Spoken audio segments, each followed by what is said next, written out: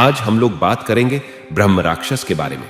कौन होते हैं ये ब्रह्म राक्षस, कैसे बनते हैं और हिंदू मान्यताओं में इनके बारे में क्या बताया गया है। नमस्ते दोस्तों, आपका स्वागत है मिस्टिकल चर्चा में। हिंदू धर्म के अनुसार ब्रह्म राक्षस अतृप्त आत्माओं की श्रेणी में आते हैं। ब्रह्म राक्षस असल में ब्राह्मण की आत्मा होती है।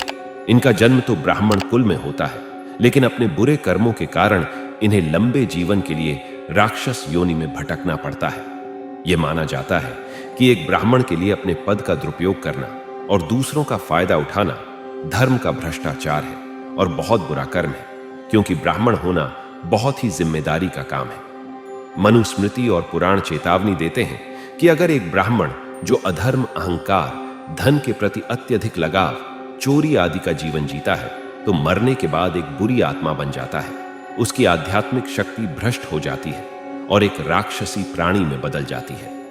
कई कहानियों में उन्हें विशाल शरीर वाले, भयंकर दिखने वाले, उभरे हुए दांत वाले, सिर के किनारों पर 2 सींग वाले और ब्राह्मण की तरह शिखा रखने वाले राक्षसों के रूप में चित्रित किया गया है। सोमदेव द्वारा लिखित कथा सरित सागर में इसका वर्णन इस प्रकार है कि उसी समय वहां अचानक एक ब्राह्मण दानव आया जो कालिख के समान काला था, जिसके बाल बिजली के समान पीले थे और वज्र के समान दिख रहा था। उसने अपने लिए अंतड़ियों की एक माला बनाई थी और बालों की एक रस्सी पहनी थी। वह एक आदमी के सिर का मांस काट रहा था और खोपड़ी से खून पी रहा था। माना गया है कि ब्रह्म राक्षस आमतौर पर एक पेड़ पर रहता है, जो अक्सर बरगद या पीपल का पेड़ होता है। इस पेड़ पर वे अजीब तरीके से रहते हैं, कुछ इस तरह से कि जब तक वे इसमें रहेंगे तब तक पेड़ फलता फूलता रहेगा, लेकिन जब ब्रह्म राक्षस पेड़ से चला जाता है तो पेड़ सूख के मर जाता है। उन्हें आमतौर पर एक शाखा से उल्टा लटका हुआ चित्रित किया जाता है। आपको ये जान के हैरानी होगी कि वे न केवल भारत में बल्कि पूरे थाईलैंड, कंबोडिया और जावा में भी पाए जाते हैं। और ये सभी संस्कृतियां ब्रह्म राक्षस को दूर रखने के लिए या कम से कम उन्हें शांत रखने के लिए पारंपरिक तरीकों का अभ्यास करती है।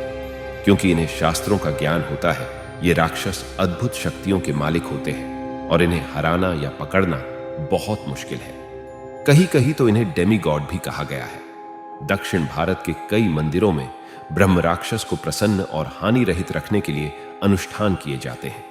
ऐसा माना गया है कि कुछ तांत्रिक जो बहुत अनुभवी है, अगर ब्रह्म राक्षस को काबू कर ले या फिर ये राक्षस किसी पे मेहरबान हो जाए तो उसे इस दुनिया की सारी दौलत दे देते हैं। वैसे साइंस ने इनके बारे में कुछ रिसर्च नहीं की है और इन्हें बस किस्से कहानियों का फिक्शन मानते हैं।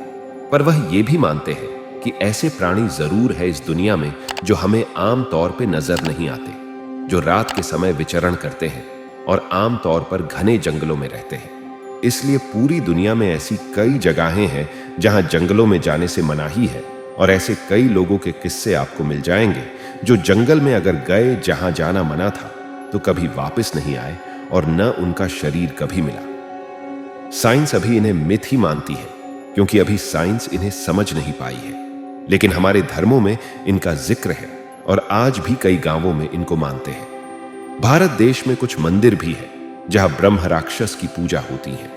ये जितने दुराचारी है उतने ही ज्ञानी और शक्तिशाली भी होते हैं। यह ध्यान रखना महत्वपूर्ण है कि ब्रह्म राक्षस के बारे में मान्यताएं हिंदू धर्म के विभिन्न क्षेत्रों और परंपराओं में अलग अलग हैं। मुझे उम्मीद है आपको यह टॉपिक अच्छा लगा होगा। कृपया इस चैनल को सब्सक्राइब कर लें और वीडियो को ज्यादा से ज्यादा शेयर करें। धन्यवाद।